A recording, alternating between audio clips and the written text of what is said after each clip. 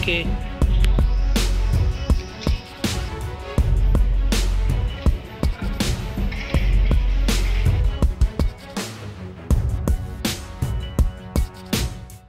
जानेवारी महिना सुरू झाला की आपल्या कोल्हापूर जिल्ह्यामध्ये माहीचा यात्रेचा हंगाम चालू होतो आणि ह्या माहीच्या हंगामाची सुरुवात जर तशी पाहिली तर भादवनची महालक्ष्मीची यात्रा सुरू झाल्यानंतरच प्रत्येक गावच्या इतर माहीची सुरुवात होते. भादनगावची जत्रा ही दरवर्षी मोठ्या उत्साहाने दिमाखाने आणि थाटामाटात साजरी होत असते. यात्रा जरी पुरणपोळीची असली तरी त्याचा उत्साह एवढा असतो की मुंबईवरून बरेचशी ग्रामस्थ मंडळी आपल्याला जे भेटेल त्या वाहनाने, स्वतःच्या वाहनाने, लक्झरीने, कशाने पण येत असतात. पण गेल्या 6 महिन्यापूर्वी आम्ही एक संकल्प केला होता की मी आर्मी पाटील गेले 20 वर्ष छत्रपती शिवाजी महाराज इंटरनॅशनल एअरपोर्ट मुंबई या ठिकाणी मी सिनियर ऑफिसर म्हणून काम करतोय. पण गावच्या लोकांसाठी बऱ्याच वेळेला आमच्या चर्चा झाल्या की बाबा तुम्ही एवढं तिथं काम करता तर आम्हाला एखादी विमानात जाण्याची कधीतरी संधी उपलब्ध करून द्या.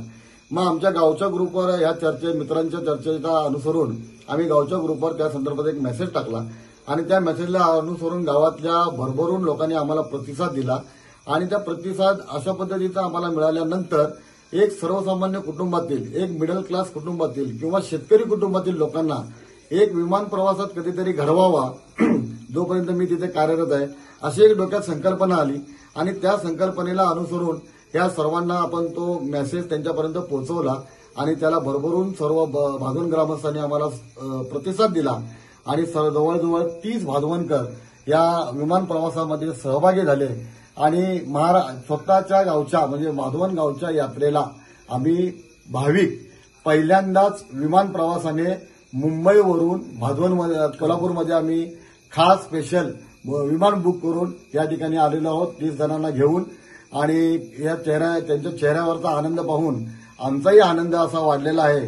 कारण एक सर्वसामान्य कुटुंबातील माणसं आज पहिल्यांदाच गावातली लोक एखादा विमान प्रवास करून जे आतापर्यंत त्यांनी अवकाशात आणि चित्रामध्ये विमान पाहिलं होतं पण प्रत्यक्षात आज त्यांना त्या अवकाश सफरीचा आनंद मिळाला आणि तो आनंद त्यांच्या चेहऱ्यावर बघितल्यानंतर मलाही त्याचा खूप आनंद झाला आणि त्यामुळे या सर्व भादवनकरांनी प्रतिसाद देऊन आज या ठिकाणी भाविकांना कोल्हापूर एअरपोर्टवर आम्ही इथं आज आलेलो आहोत आणि विशेष बसने आम्ही भादवनमध्ये या ठिकाणी यात्रेनिमित्त आलेलो आहोत आणि या सर्वांचे मी त्यांचा धन्यवाद मानतो आणि सगळ्यांचे आभार मानतो. जय हिंद, जय महाराष्ट्र, जय भादवन. मी मुंबई अग्निशमन दलामध्ये 30 वर्षे सेवा केली आणि या 30 वर्षामध्ये मला कधीही विमानात जावं किंवा कधी असं जावं असं वाटलं नाही किंवा आम्ही शक्य झालं नाही. तर अशा परिस्थितीमध्ये आता दरवर्षी आमची भादवनगावची महालक्ष्मीची यात्रा होते. तर या यात्रेच्या निमित्ताने प्रत्येक वर्षी आम्ही भादवनला येतो. मिळेल त्या वाहनाने, कोणी लक्झरी येतो, कोणी कशाने येतो, पण मिळेल त्या वाहनाने आम्ही भादवनगावी पोहोचतो.